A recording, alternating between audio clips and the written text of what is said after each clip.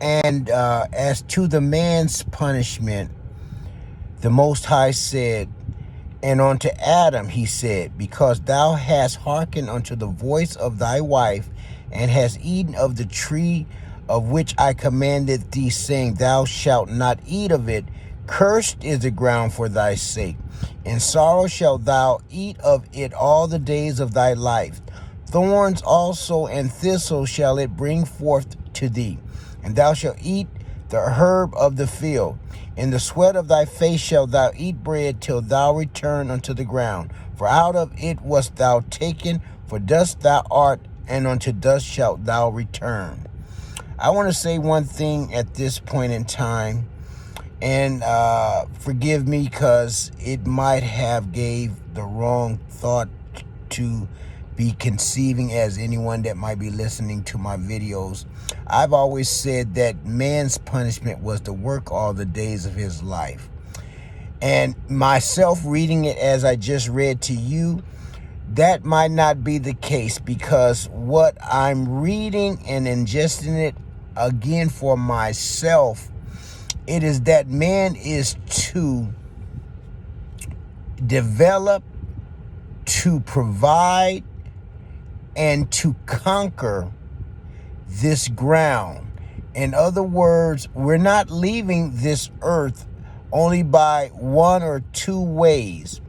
We're either going to return to the ground from whence we were taken, or we're going to attain to the first resurrection, and that is when our God and Savior Yahushua the Messiah returns.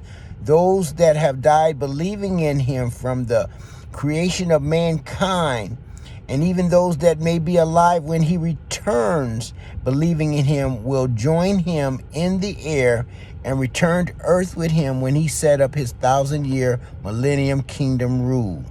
Now, if we die believing in him, our flesh and blood will return to the ground from whence it was taken, but our spirit body will join him at his return, because we are spiritual beings clothed in flesh and blood.